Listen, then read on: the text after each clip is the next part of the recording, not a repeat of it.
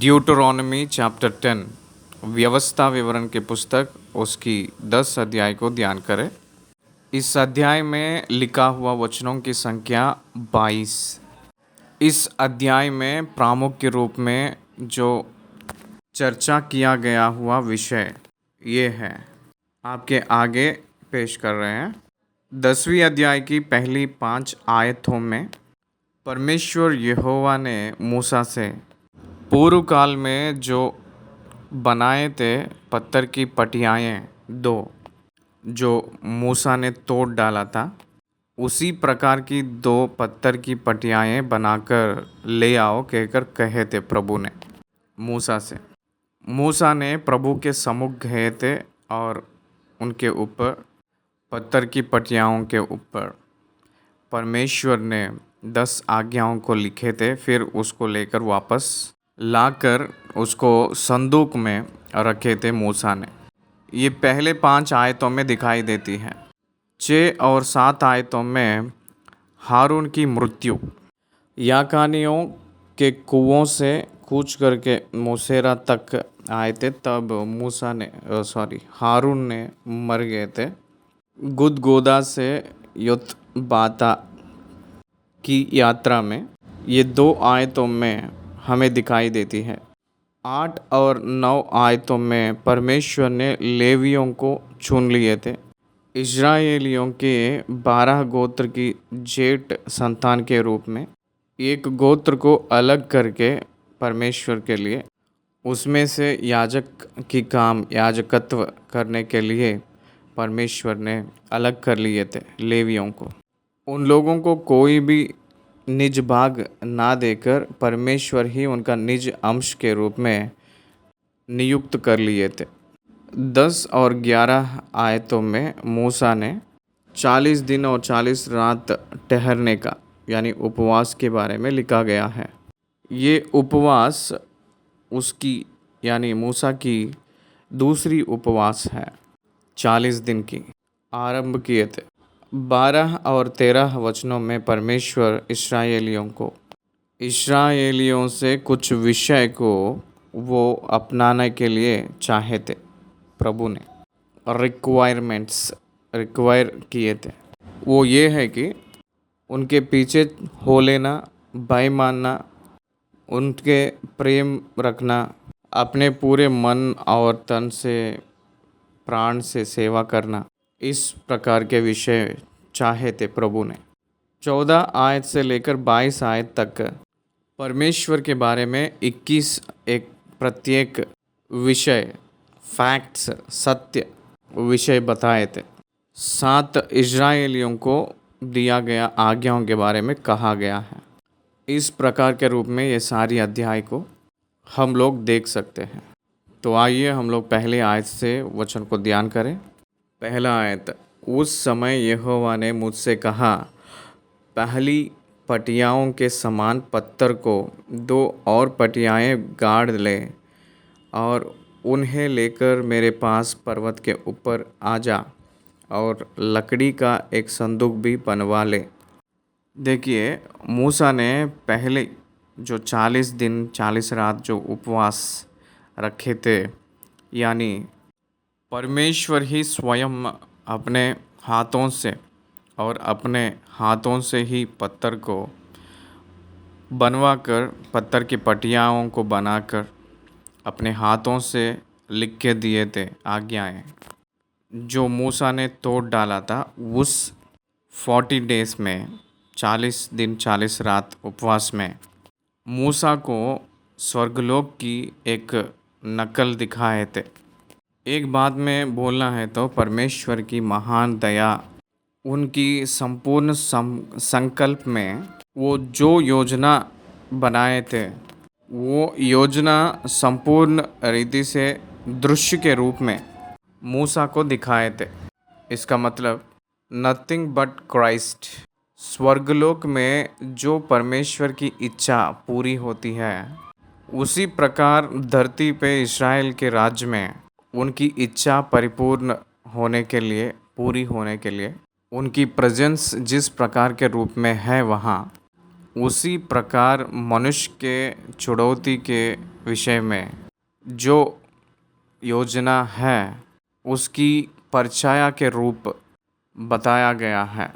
इसलिए ये जो मिलाप वाली तंबू जो है, जो लोगों के बीच में परमेश्वर जो चाहता उस स्थान पे जो तंबू के रूप में बनाया गया हुआ मिलाप वाली तंबू, उस स्थान में जो रखा गया है, जो संदूक, ये सब यीशु मसीह और उनकी छुड़ौती का योजना को दर्शाती है। वही मूसा को परमेश्वर ने पहले ही बताए थे, दिखाए थे। संदूक का मतलब कैसा रहता है, उसको किस प्रकार के रूप में बनाना है, वो जो मॉडल पहाड़ के ऊपर दर्शन के रूप में परमेश्वर ने मूसा को दिखाए थे, उसी प्रकार में मिलाप वाली तंबू किस प्रकार के रूप में रहेगा, पवित्र स्थान कैसा रहेगा, परम पवित्र स्थान कैसे रहेगा, परम पवित्र स्थान में रखा गया हुआ वस्तु किस प्रकार के रूप में रहता है, ये सब यीशु मसीह के बारे में प्रत्यक्षता परछाया है। मैंने विवरण देते हुए आगे बढ़ूँगा, तब आपको समझ आएगा। तो ये सब परमेश्वर संदूक की वस्तु को सबसे पहले बनाने के लिए कहे थे। उस संदूक की जो वस्तु बना के तब मूसा ने उस पहाड़ पे गए थे। वापस उसको पत्थर की पटियाओं को लेते ही आकर उस संदूक में रख दिए थे। ये हमें निर्गमन के पुस्तक 37 अध्याय पहले आयत से लेकर 9 आयत में संदूक अपने लकड़ी से बनाने के लिए जो भी कहा गया था, उस विवरण वहाँ दिखाई देती है, आप लोग पढ़ सकते हैं। उस समय यहोवा, देखिए बाइबल इज़ द हिस्ट्री कहकर कंफर्मेशन करने के लिए time, place and person, time, place and person, काल, समय, स्थान और व्यक्ति, ये 3 विषय के बारे में कहे तो ही वो इतिहास होगी, निर्धारित किया हुआ इतिहास होगा, सबूत वाली इतिहास होगी। Particular period, particular place, particular people, that is the history.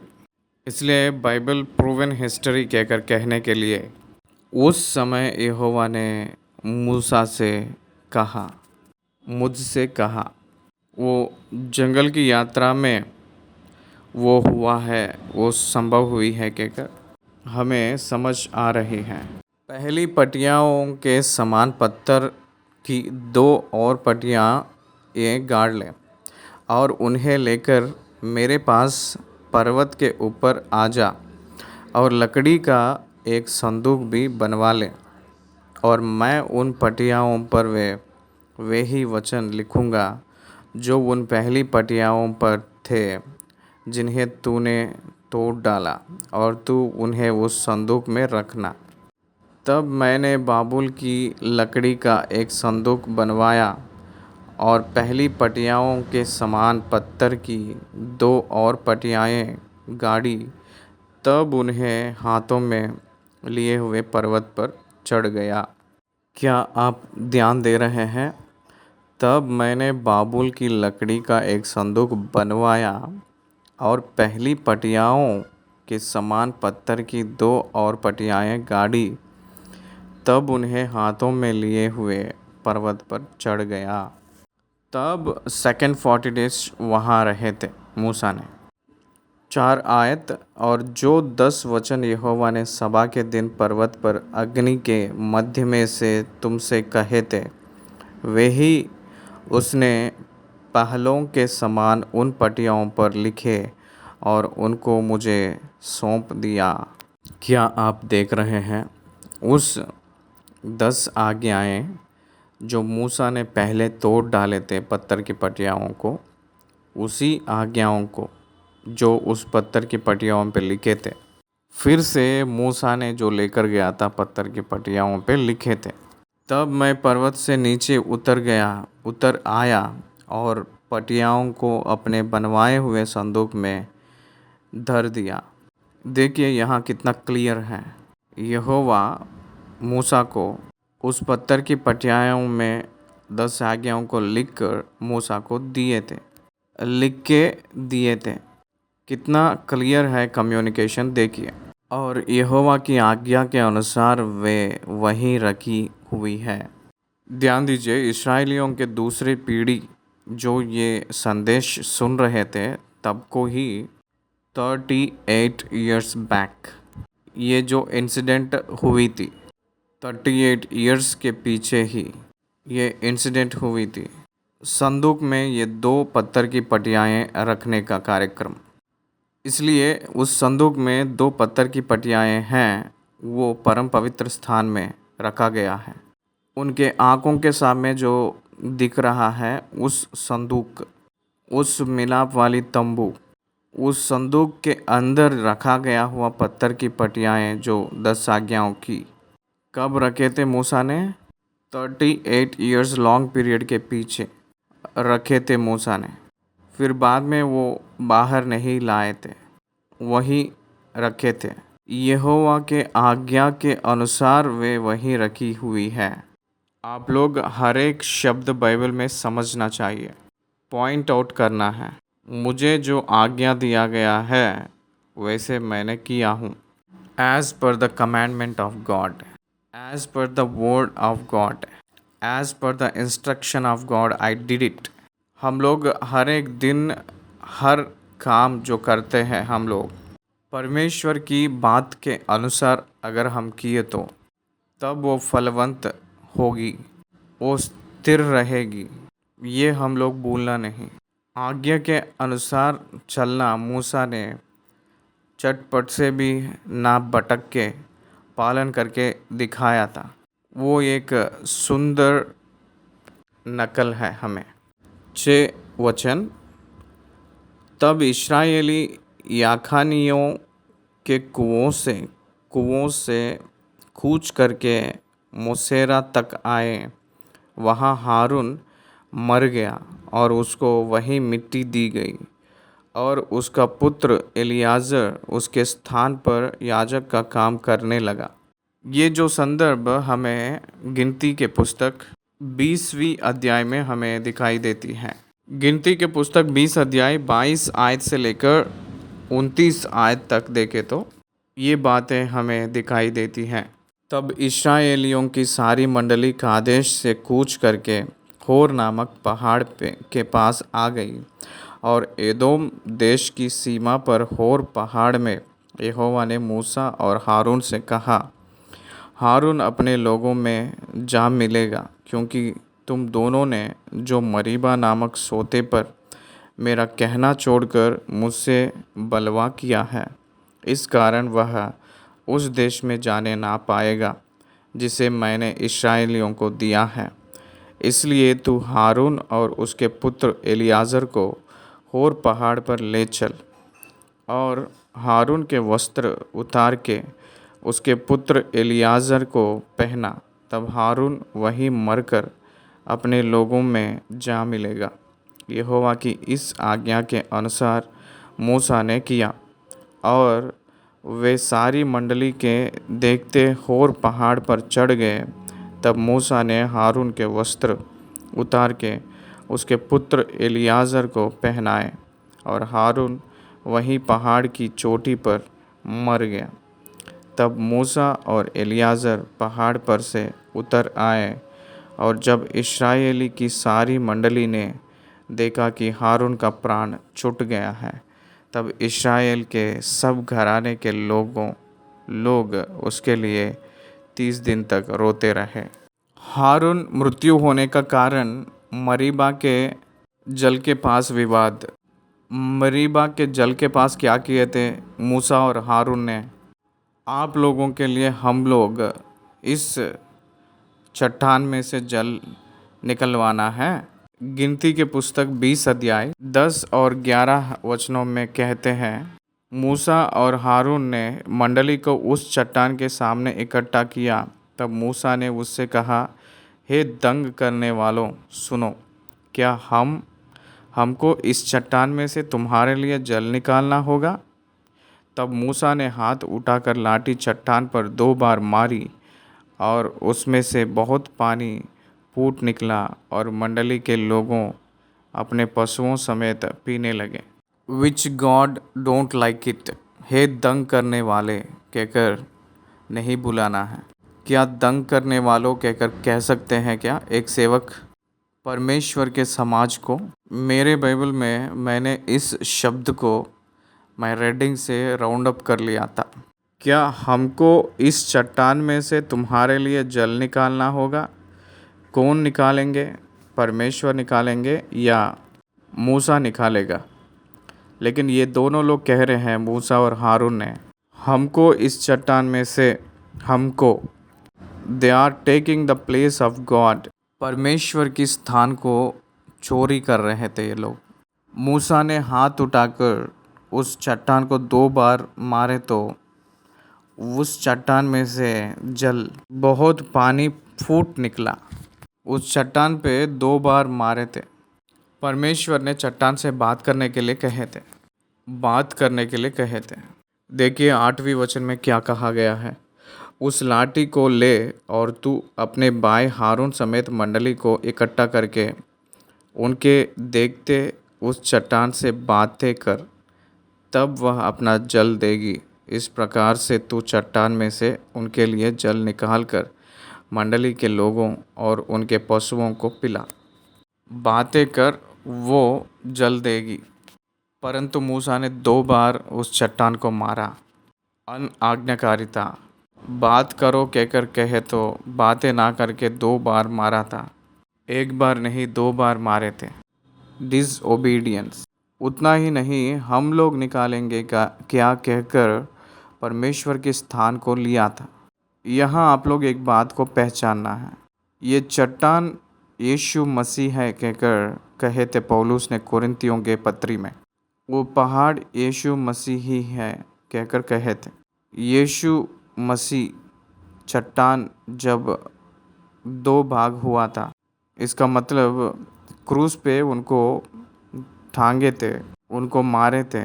वो जो निकला है जीवन की जल, क्षमा, नित्य जीवन, अनंत जीवन बही थी और दोबारा क्रूस पे चढ़ाने का ज़रूरत नहीं है यीशु मसीह को। उनके सम्मुख में क्षमा मांगे तो काफ़ी है। एक यीशु मसीह क्रूस पे जाना, दूसरा यीशु मसीह के नाम में क्षमा मांगना। इसलिए उद्धार के निमित्त जो जीवन जिए जैसे यीशु मसीह संपूर्ण कार्य पूरा किए थे, फिर से ज़रूरत नहीं है।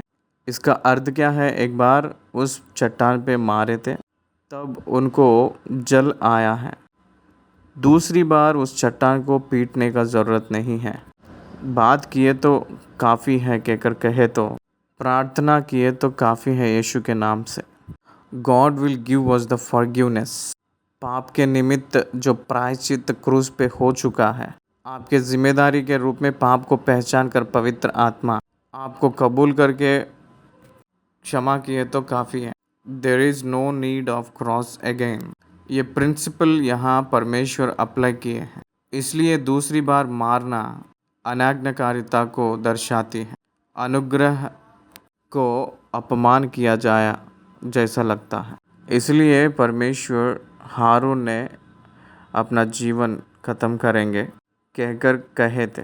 केवल हारून को ही नहीं, मूसा को भी कनान देश प्रवेश करने के लिए इजाज़त नहीं दिया गया है। उस संदर्भ में उन लोगों के साथ व्यवस्था विवरण के पुस्तक 10 अध्याय 6 आयत में हारून मर गया था और उसको वही मिट्टी दी गई थी हूर के पहाड़ में, और उसका पुत्र एलियाजर उसके स्थान पर याजक का काम करने लगा। यहाँ आपको एक बात बताना है, इस्राएलियों को प्रधान याजक निरंतर रहना चाहिए।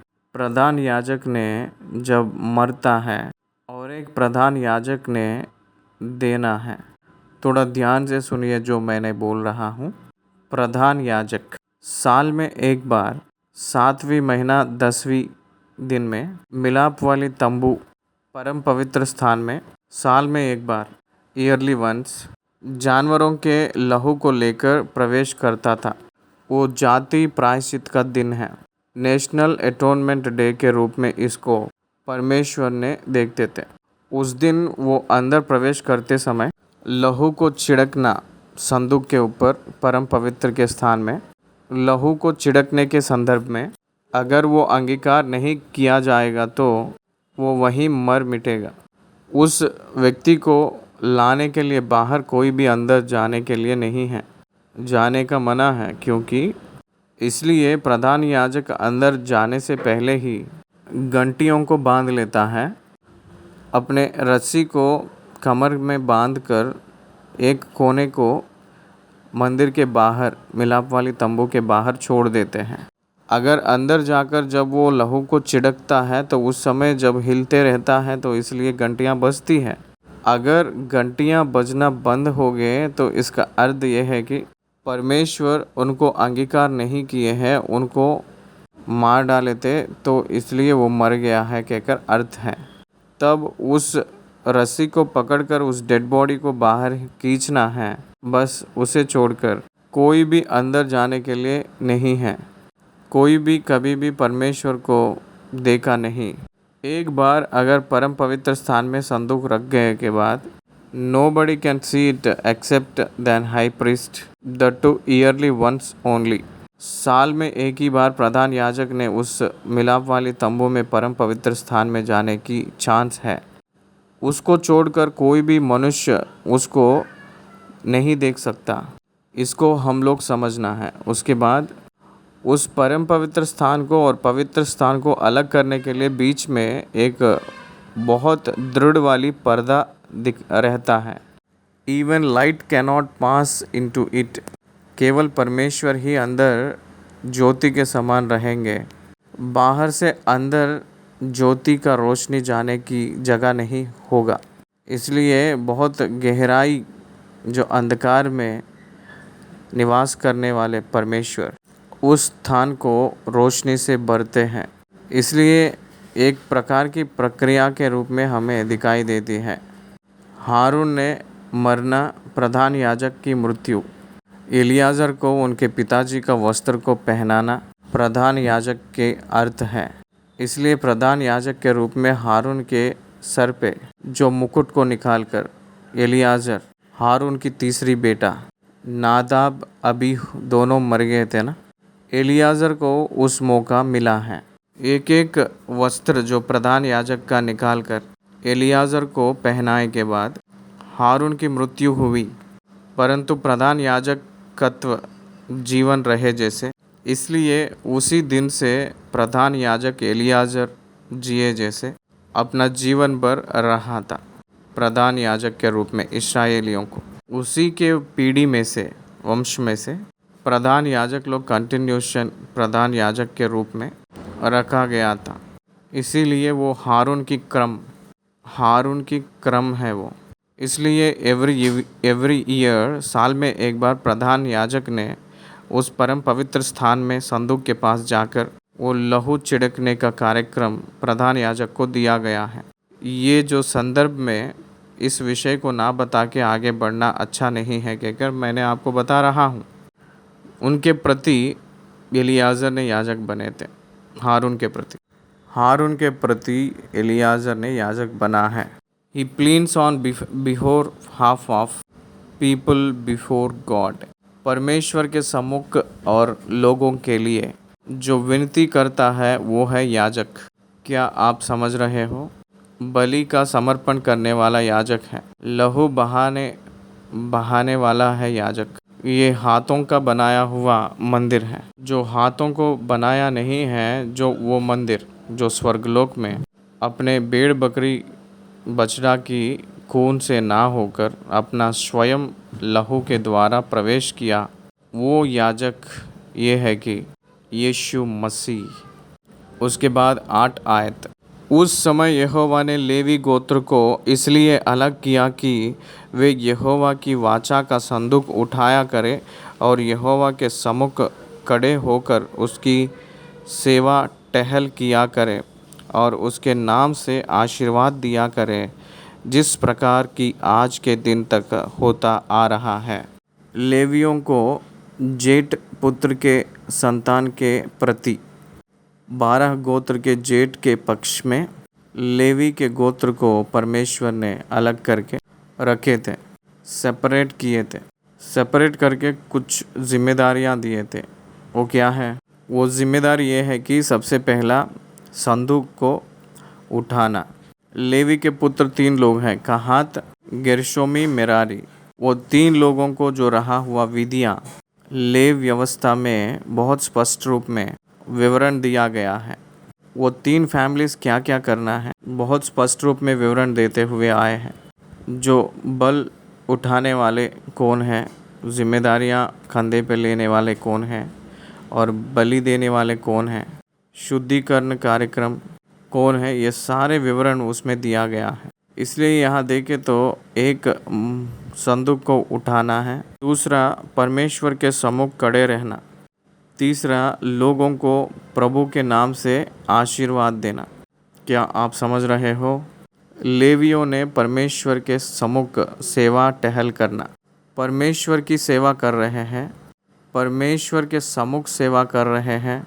इन लोग ये काम करना है कि उस संदूक को उठा लेना है, लोगों के कारण परमेश्वर के सम्मुख सेवा टहल करना और लोगों के कारण परमेश्वर के सम्मुख खड़े रहना। It is very dangerous job. परमेश्वर के सम्मुख खड़े रहने का मतलब ये game playing at the power house, उस सर्व सामर्थी परमेश्वर के सम्मुख खड़े रहना। इसका मतलब बहुत पवित्र रूप में जो परमेश्वर ने कहता है वो जो कहेंगे वो करना है। कहीं भी कुछ गड़बड़ हुए तो मर जाएंगे। इसलिए ये जो कार्यक्रम बहुत अद्भुत रीति का कार्यक्रम है। इस कारण लेवियों को अपने भाइयों के साथ कोई निज अंश या भाग नहीं मिला। लेवियों को कोई भी निज भाग दिया नहीं। इस कारण कहकर लिखा है, किस कारण? परमेश्वर के कारण। परमेश्वर ही उनका निज भाग के कारण के वजह से, परमेश्वर ही उनकी निज भाग के कारण, उनको खुद की निज भाग नहीं है। उस काल के लेवी लोग आज के मसीह वालों को एक अच्छा सुंदर एग्जाम्पल है, उदाहरण है। लेकिन उन लोगों को निज भाग व्यक्तिगत रूप में नहीं रहे तो भी उनको निज भाग दिया गया है। किस रूप से? बाकी 12 गोत्र के लोग, 12 गोत्र के लोग काम करके लेकर आते हैं उसका 10वां अंश। 12 गोत्र के लोग 12-10 लेवी लोगों को दिए तो 120 काम करके जो आते हैं उन लोगों को 90% उन लोगों के लिए रहता है। लेकिन लेवी लोगों को 120 रुपीज़ रहेगा। इसलिए लेवी लोग बाकी लोगों से ज़्यादा रूप में दिखाई दे रहे हैं। ये परमेश्वर चाहते हैं, परमेश्वर इस प्रकार के रूप में चाहे थे। परमेश्वर के दास विश्वासियों से भी बल के रूप में, सामर्थ के रूप में, स्थिर के रूप में और बहुत महान के रूप में रहना है। वो परमेश्वर की नियुक्त किया हुआ भाग ही है। उस प्रकार के रूप में ही वो लोग जो निवास करते हैं उस घर सब मुफ्त में ही दिया गया है। वो लोग जो खेती बाड़ी करते हैं वो भी मुफ्त के रूप में दिया गया ही है। इसलिए वो लोग सिर्फ काम करने के लिए नहीं, आराधना करने के लिए अपने आप प्रत्येक अलग कर लिए हैं। वो लोग परमेश्वर के पक्ष में, परमेश्वर के नाम से लोगों को आशीर्वाद देने के लिए है। ट्रू क्रिश्चियन भी इसी रीति से रहता है। ओल्ड टेस्टमेंट में किंग्स अलग है और प्रीस्ट्स अलग हैं। पुराना नियम में याजक लोग लेवी लोग थे और राजा लोग यहूदी लोग थे। यरूशलेम को पालन किए हैं, राज्य किए थे, वो 19 लोग भी यहूदी गोत्र के लोग ही थे। को ध्यान करें, यरूशलेम को जो राज्य किए थे वो राज्य करने वाले राजा लोग भी यहूदी के गोत्र के ही थे, जो 19 लोग थे। इसीलिए kings of from Judah and the Levites are from Levi. परंतु न्यू टेस्टमेंट में इन दोनों को मिलाए थे, याजक और राजा। इसका मतलब परमेश्वर के सम्मुख खड़े रहने वाला, लोगों की रक्षा करने वाला एक मसीह होता है, ईसाई होता है। A true Christian is king and at the same time priest also. सच्चा मसीह व्यक्ति सच्चा राजा के रूप में और सच्चा और याजक के रूप में परमेश्वर के सम्मुख रहेगा। ये बहुत आश्चर्यचकित आशीषमय परिस्थिति है। परमेश्वर की संबंध होके परमेश्वर की सेवा में रहता है और दुनिया के संबंध होकर दुनिया का सर बनेगा, दुनिया का सर के रूप में रहेगा, राजा के रूप में। That is the nature of the Christian in new testament. नया नियम के मसीह वालों को ये परमेश्वर जो दिया हुआ महान अनुग्रह वरदान है, परंतु उसको हम लोग समझते नहीं। अपने जीवन में वो पावर नहीं दिखाई दे रही है। मैंने इस वचन पे इतना विवरण आपको दिया हूँ। और 9 वचन में देखें तो इस कारण लेवियों को अपने भाइयों के साथ कोई निज अंश या भाग नहीं मिला। यहोवा ही उनका निज भाग है, जैसे कि तेरे परमेश्वर यहोवा ने उनसे कहा था। इसीलिए हम लोग धरती पे कोई भी निज भाग को हम लोग नहीं चाहते हैं। परमेश्वर ही अपना निज भाग है। ये केवल परमेश्वर के दास लोगों को ही इस वचन होगा कहकर मत सोचिए, आप लोग गलती कर रहे हैं। ये सारे मसीह वालों को ये वचन सूट होता है। ये मसीह वाला कोई भी अपने स्वार्थी के लिए इस धरती पे जीना नहीं और वो वैसे जीता भी नहीं। उसको जो उद्धार किया है, रक्षा किया है, उस परमेश्वर के लिए इस धरती पे जीता है। दुनियादार के लोग दुनिया के लिए जीवित होते हैं, जीते रहते हैं, परंतु परमेश्वर के जन इस धरती पे परमेश्वर के लिए ही जीवन बिताते हैं। उन लोगों के गोल्स अलग होती हैं, उन लोगों की किनारा अलग होता है। ये आप लोग पहचानना है। 10 और 11 आयतों में, उस 10 और 11 आयतों में वो मूसा ने जो 40 दिन के उपवास के बारे में बता रहे हैं।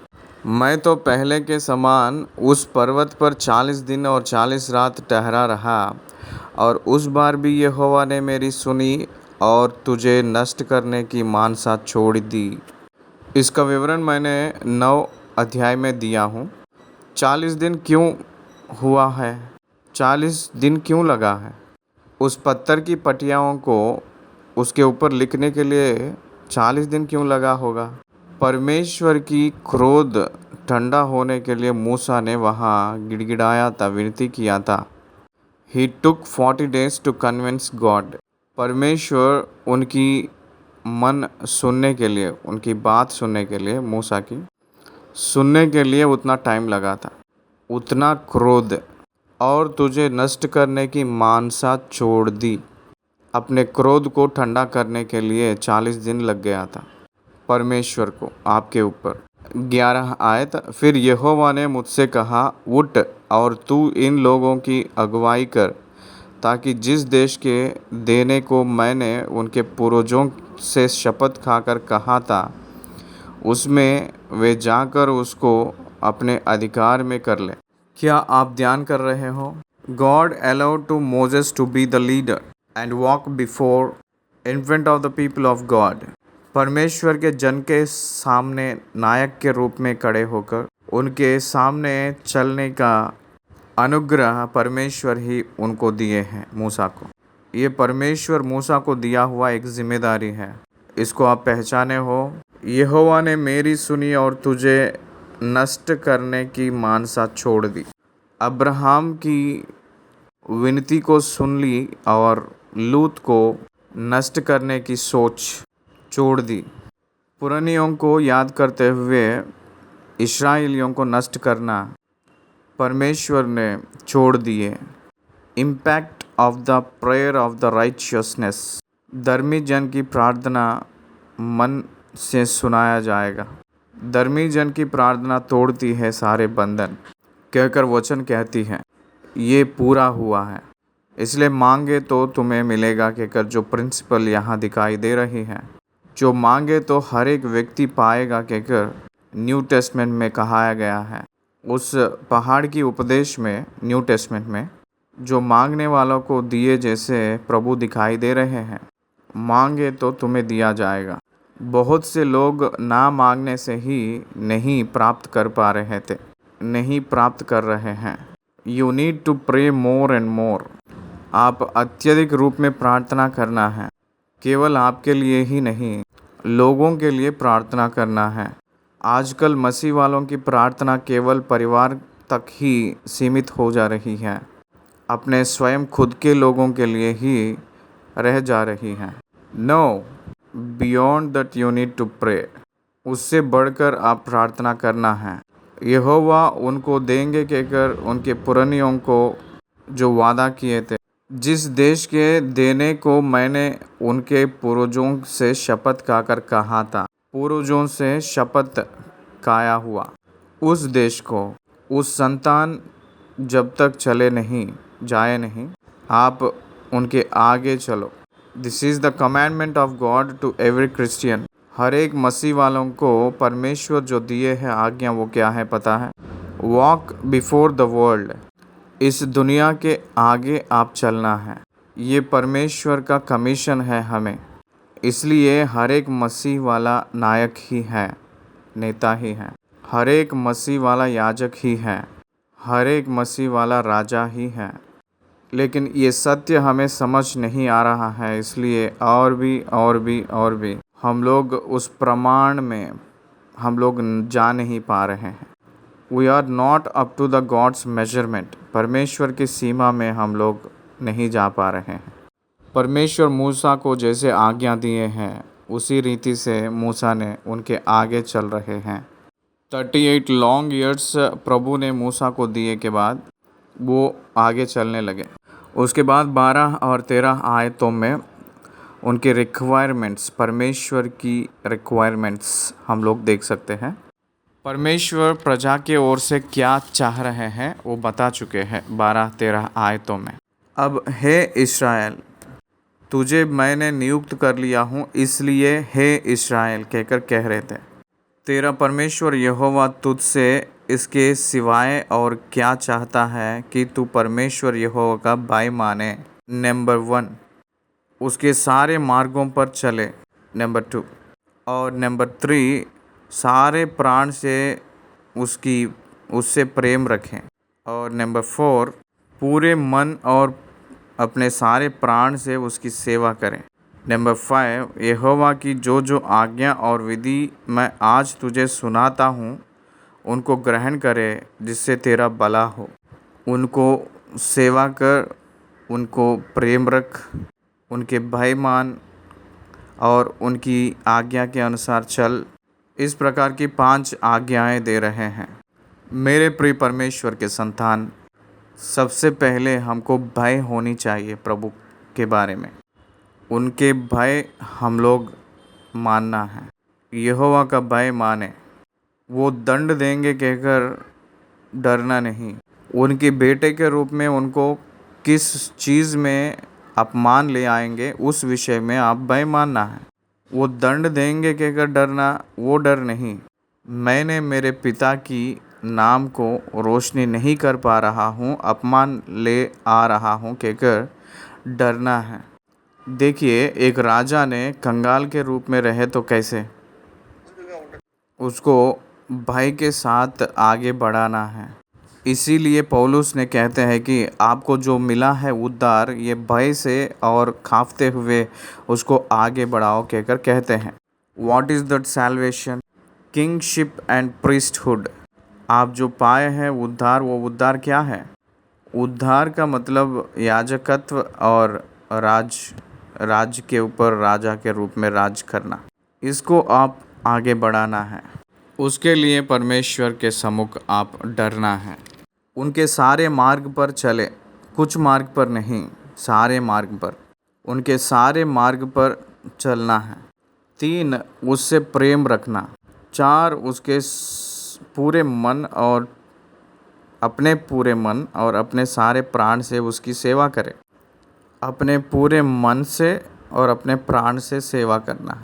और यहोवा की जो आज्ञा और विधि मैं आज तुझे सुनाता हूँ उनको ग्रहण करे जिससे तेरा भला हो। ये छोड़कर परमेश्वर ने आपसे क्या चाहते हैं? This is what God demands requires from you as a Christian. परमेश्वर से डर, परमेश्वर की सेवा कर, परमेश्वर से प्रेम रख, परमेश्वर के मार्ग पर चल और परमेश्वर की आज्ञा को पालन कर कि तेरा भला हो। परमेश्वर के मार्ग अनुकरण करते हुए परमेश्वर के लोगों को चला। जब तूने इसको करेगा, ये इंटरनल कैरेक्टर को बिल्ड करेगा। एक व्यक्ति इंटरनल के रूप में अंदरूनी में फॉर्म हुए तो ही एक्सटर्नली काम कर सकते हैं। एक व्यक्ति पहले एक मिस्त्री के रूप में स्थिर हुए तो ही वो काम कर सकता है। ड्राइविंग स्किल हुए तो ही वो ड्राइविंग कर सकता है। एक व्यक्ति प्रचार करना है, उपदेश देना है, तो वो संदेश उसके मन में पहले स्थिर होनी चाहिए, तभी तो वो प्रचार या उपदेश कर सकते हैं। इसलिए यहाँ भी वो क्या कह रहे हैं, इसीलिए आप जब समाज में जाते हैं तो आप प्रत्येक रूप में दिखाई देना है, क्या प्रभु यहाँ समझा रहे हैं। सुन, स्वर्ग और सबसे ऊंचा स्वर्ग भी और पृथ्वी और उसमें जो कुछ है वह सब तेरे परमेश्वर यहोवा ही का है। तो भी यहोवा ने तेरे पूर्वजों से स्नेह और प्रेम रखा और उनके बाद तुम लोगों को जो उनकी संतान हो सब देशों के लोगों के मध्य में से चुन लिया, जैसा कि आज के दिन प्रकट है। आप लोगों को चुनने की कारण क्या है पता है? उनके पूर्वजों को, तेरे पूर्वजों से स्नेह और प्रेम रख के जो वाचा बांधी थी, उसी कारण पूर्वजों से आनंद करके वाचा, पूर्वजों से आनंद किया है। इब्रानियों के पत्री 11 अध्याय उस पूर्वजों की पूरा लिस्ट दिया गया है। उन लोगों के विश्वास की जीवन में परमेश्वर आनंद हुए हैं। उस प्रकार के परमेश्वर उन लोगों की परमेश्वर कहकर परमेश्वर कहलवाने के लिए परमेश्वर कभी भी लज्जित नहीं हुए। इब्रानियों के पत्र 11 अध्याय में लिखवाए थे उस प्रकार के लोगों को। किस प्रकार के लोगों को? अब्राहम को, इसहाक और याकूब और नोवाह, नूह, मूसा, हारून, हनोक, इस प्रकार के रूप में सारे नाम देते हुए, दानियल, ऐसे नाम देते हुए कहते हैं, इस प्रकार के लोगों को मैं परमेश्वर हूँ कहकर कहलवाने के लिए वो लज्जित नहीं हुए कहकर कहते हैं। क्या आप लोग देख रहे हैं मेरे प्रिय परमेश्वर के संतान? कारूपाटिस शांति सागर का परमेश्वर हूँ मैं कहकर कहलवाने के लिए परमेश्वर लज्जित नहीं होते हैं कहकर मैंने प्रकट करना है, तो मेरे अंदर वो जीवन होनी चाहिए। मैंने परमेश्वर की लज्जित करने की जीवन जिए तो परमेश्वर मेरे बारे में उस रीति से नहीं कहेंगे जैसे मेरा सेवक आयुब को देखे हो कहकर शैतान के सम्मुख परमेश्वर की महानता एक बार सोचना है हम लोग। इसलिए हम लोग अपने आप को नियुक्त करने के लिए परमेश्वर की योजना, उनकी वादा के वजह से, वो दया की संकल्प के वजह से हुई है। 16वीं वचन, इसलिए अपने अपने हृदय का खतना करो और आगे को हठीले ना रहो। हृदय की खतना, इस्राएलियों को परमेश्वर ने खतना की रीति दिए है। कहाँ दिए थे? अब्राहम से परमेश्वर ने कहे थे, आप और आपकी घर पे सभी लोग, इश्माएल, सभी को खतना कर लो कहकर कहे थे। एक ही दिन सारे घराने खतना हुए थे। खतना उन लोगों से अलग की है, सारे लोगों से, बाकी पुरुष में से अलग किए हुए जैसे खतना किए हुए लोग दिखाई देते हैं। तो यहाँ परमेश्वर जो चाह रहे हैं, क्या वो शारीरिक खतना है? क्या वो हृदय का खतना है? सारे हृदय एक समान रहे तो जो विश्वास करते हैं मसीह वाले, उन लोगों का हृदय और एक रूप में दिखना है। इसीलिए वह हृदय काटा हुआ हृदय के समान होनी चाहिए। खतना जो काटा हुआ वो चमड़ा। हृदय की कतना मतलब काटा हुआ हृदय। इसका मतलब it is specially moulded according to his plan and word. परमेश्वर की योजना वाक्य यानी वचन के अनुसार ये हृदय बदल गया है और मोल्ड किया गया है, तैयार किया गया है। उतना ही नहीं, वो रखा गया है कहकर हम लोग जानते हैं। इसलिए मन फिराया हुआ व्यक्ति अलग है, मन ना फिराया हुआ व्यक्ति अलग है। इस दुनिया में मन नहीं फिराए हुए लोग और मन फिराए हुए लोग दो भीड़ हैं। हृदय की कतना पाए हुए लोग, हृदय की कतना नहीं पाए हुए लोग। शारीरिक कतना का ज़रूरत ही नहीं, उसके वजह से कोई भी प्रयोजन नहीं है कहकर पौलुस ने नया नियम में बहुत स्पष्ट रूप में बताए थे। शारीरिक खतना के वजह से प्रयोजन क्या है, लाभ क्या है, उसके वजह से कोई भी लाभ नहीं है। वो केवल शारीरिक रूप के धारण करके ही शारीरिक संबंध ही है, परंतु हृदय का खतना बहुत प्रामुख्य है और परमेश्वर चाह रहे हैं इस खतना को। इसलिए परमेश्वर के वचन में पवित्र पौलुस ने कहते हैं ये विषय बहुत स्पष्ट रूप में लिखे हैं। गलातियों के पत्री 6 अध्याय उसकी 12 आयत में खतना के बारे में कहे थे। खतना पाओ कहकर कुछ लोगों को आप बहुत ज़बरदस्ती कर रहे हैं कहकर पौलुस ने वहाँ कह रहे हैं। वैसे ही एफेसियों के पत्री 2 अध्याय में 11 आयत में भी उस खतना के बारे में बात किए थे पौलुस ने। खतना पाए तो भी नहीं पाए तो भी कुछ भेद नहीं है। हृदय की खतना बहुत प्रामुख्य है। इसीलिए व्यवस्था विवरण में ही 10वीं अध्याय 16 आयत में इसलिए अपने अपने हृदय का खतना करो और आगे को हटीले ना रहो। हृदय की खतना जो यिर्मयाह को कहा गया हुआ वो हृदय की पटिया पे लिखा हुआ है। इस मांस की देह के ऊपर जो खतना करते हैं वो नहीं, जो परमेश्वर चाह रहे हैं। अंदरूनी में प्रत्येक रूप में हृदय में परमेश्वर चाह रहे हैं ना हटीले होकर परमेश्वर के संतान के रूप में रहे। जैसे आपके अंदरूनी को बदल लीजिए, दैट इज़ मोर इम्पॉर्टेंट। इसलिए क्योंकि मूसा के काल में हमें खतना दिखाई देती है और देखा जाएगा तो मूसा के बड़ा लड़का गेर्शोन को मूसा की पत्नी गेर्शोन के माता वो उसको खतना करके उस लहू के संबंध एक व्यक्ति अब बने हैं कहकर मूसा से कहती हैं।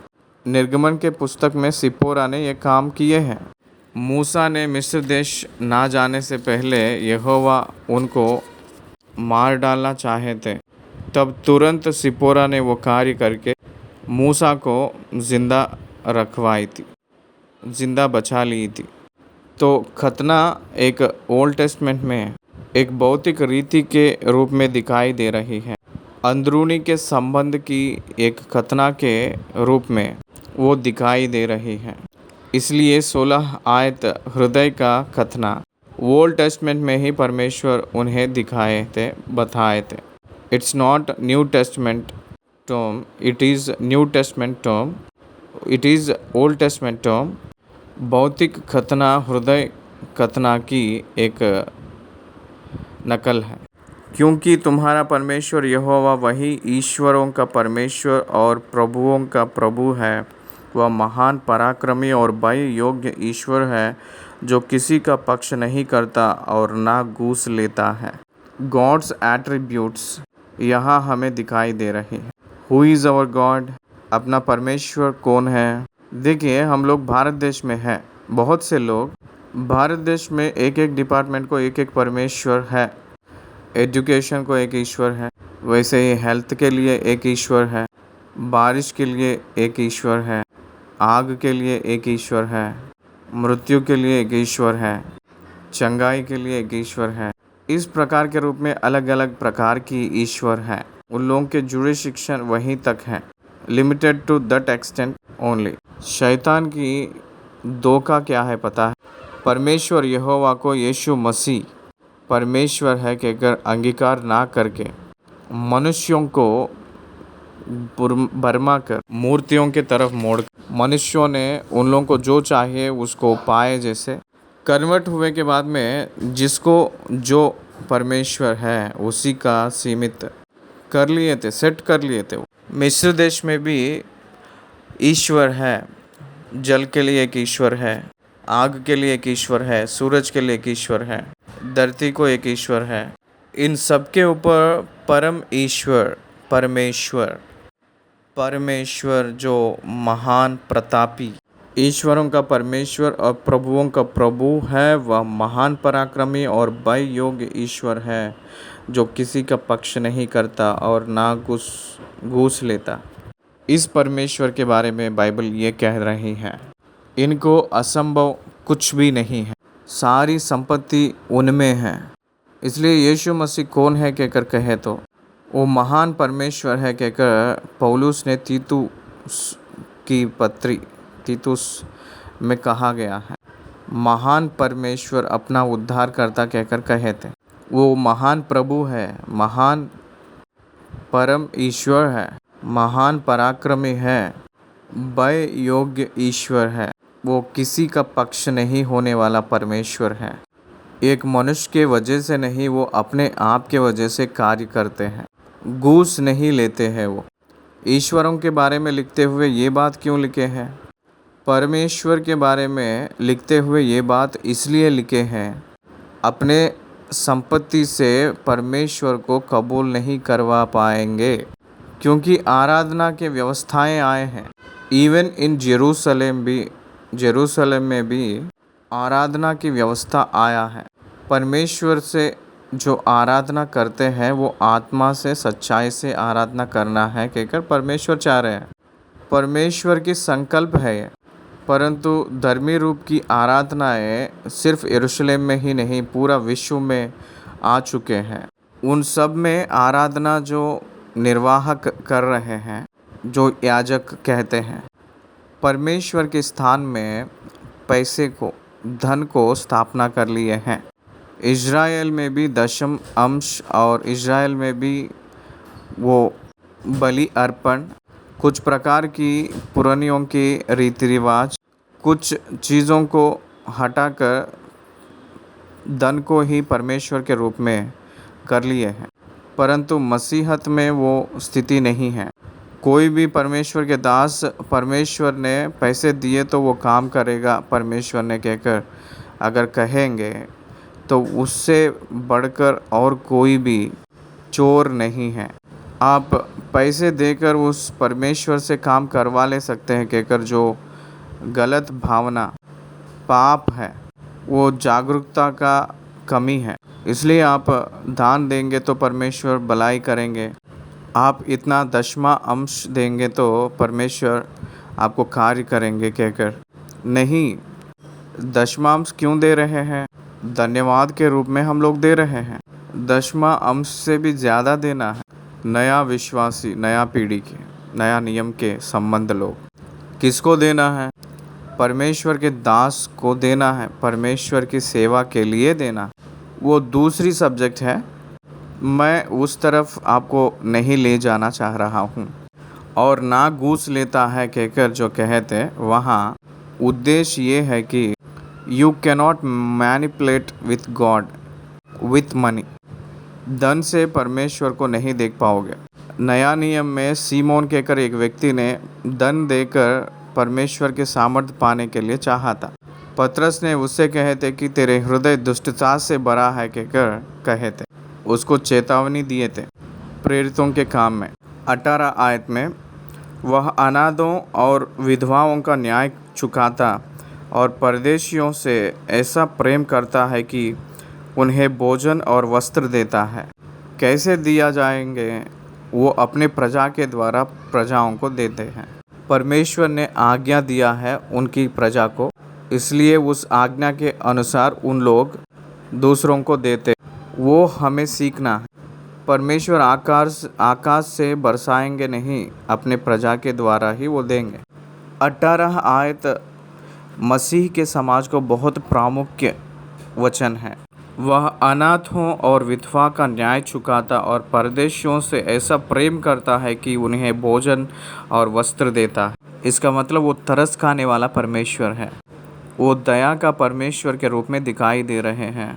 ये 2 गुण विश्वासी निश्चय पाना चाहिए। व्यवस्था विवरण के पुस्तक में वचन क्या कह रहा है पता है? परमेश्वर जो दिया है उस आज्ञाओं को अगर पालन करेंगे तो आप में कौन गरीबी है? क्या आप समझ रहे हो? मैंने जो आपको दिया है उस आज्ञाओं को पालन किए तो आप में कौन गरीब है? परमेश्वर की आज्ञाओं को पालन किए तो अपने जीवन में धर्मी उत्पन्न होगा। इसका मतलब हम लोग धर्मी जन के रूप में परमेश्वर की ओर से हम लोग चुनेंगे। धर्मी विश्वास संबंधित है। धार्मिकता इस दुनिया संसार की संबंध नहीं है।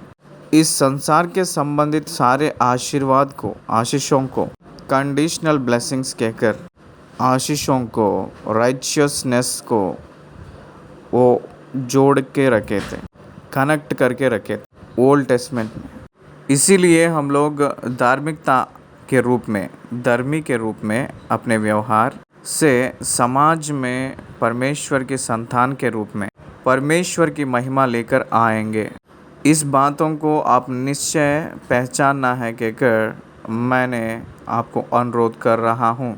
इसलिए तुम भी परदेशियों से प्रेम भाव रखना, क्योंकि तुम भी मिस्र देश में परदेशी थे। अपना परमेश्वर यहोवा का भय मानना, उसी की सेवा करना और उसी से लिपटे रहना और उसी के नाम की शपथ खाना, वही तुम्हारी स्तुति के योग्य है और वही तेरा परमेश्वर है, जिसने तेरे साथ वे बड़े महत्व के और भयानक काम किए हैं जिन्हें तूने अपनी आँखों से देखा है। उसी दिन नहीं, आज भी परमेश्वर महान कार्य कर रहे हैं। तेरे पुरखा जब मिस्र में गए तब 70 ही मनुष्य थे, परंतु अब तेरे परमेश्वर यहोवा ने तेरी गिनती आकाश के तारों के समान बहुत कर दी है। केवल 70 लोग ही गए थे। यूसुफ जब प्रधानमंत्री के रूप में रहा था मिस्र में, याकूब, उसके पुत्र लोग और उसकी नाती लोग, सब लोग यूसुफ की बात के अनुसार मिस्र देश को जब न्योता वो लोग पाए थे, स्वागत किया गया था। परमेश्वर ने याकूब से कहे थे तू मिस्र देश को जा कहकर परमेश्वर ने कहे थे। याकूब से परमेश्वर ने कहे थे कि मिस्र देश को जाओ, मैं तेरे साथ आऊँगा कहकर। मेरे प्रिय परमेश्वर के संतान, उस बात के अनुसार वो लोग वहाँ गए थे। उस प्रकार के रूप में जो गए थे उन लोगों की संख्या 70 लोगों के जैसे परमेश्वर के वचन हमें याद दिला रही है। देखिए, उत्पत्ति के पुस्तक 46 अध्याय 26 आयत से लेकर इस 70 लोगों के विवरण यहाँ दिखाई दे रही है। यहाँ याकूब के पुत्र और उसके नाती पोते लोग 66 लोग संख्या में गिनती दिखाई दे रहे हैं। 67th मेंबर याकूब है, 68 यूसुफ है, 69 और 70 एफ्राइम और मनश्शे कहकर हमें बहुत स्पष्ट रूप में समझ आती है। उनके पुत्रों की संख्या 46 अध्याय में दिए हैं। आप लोग बहुत स्पष्ट रूप में 70 लोग गए हैं कहकर सारे याकूब के परिवार 70 लोग उस मिस्र देश में गए थे। अब 20 लाख लोग हो गए थे। 6 लाख प्यादे लोग थे और 20 लाख टोटल पॉपुलेशन आप लोग 70 के रूप में गए कहकर कह रहे थे। क्या आप समझ रहे हो?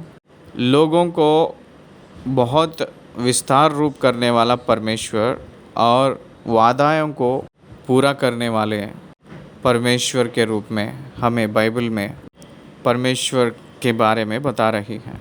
उसके बाद प्रेरितों के काम की पुस्तक 7 अध्याय 14 आयत में तब यूसुफ ने अपने पिता याकूब और अपने सारे कुटुंब को, जो 75 व्यक्ति थे, बुला भेजा। देख रहे हैं ना? तो यहाँ 75 दिखाई दे रही है, तो 70 लोग के रूप में उन लोग के बारे में कहा गया है। मेरे प्रिय परमेश्वर के संतान, वो लोग बढ़ रहे हैं। इसका मतलब उनका प्रोग्रामिंग का कारण ये है कि अब्राहम को परमेश्वर ने जो वादा किए थे, उस वादा, आकाश की तारों के समान और बालू के किनकों के समान तेरे संतान को करूँगा कहकर वादा किए थे, उस रीति से किए थे। वादा को पूरा करने वाले परमेश्वर को अब तक ही आप देख चुके हैं। इसका मतलब कारण आपकी जनगणन, आपकी संख्या को वादा किए सो तब कोई एक भी नहीं था, ना इसहाक था, ना याकूब था, लेकिन आज आप लोग इतने लाखों लोग हुए हैं। This is the proof of God's existence. This is the proof of God's and integrity. This is the proof of God's power and integrity and the character. परमेश्वर की व्यक्तित्व को ये एक महान सबूत है। वो क्या है कहकर देखे तो आपकी संख्या का बल, परमेश्वर की वादा का परिपूर्णता। Every day in every incident in Christians life God existed his message. परमेश्वर है कहकर जो सत्य है, हर एक क्षण परमेश्वर को दिखाती है। 10वीं अध्याय को ख़त्म किए हैं। धन्यवाद।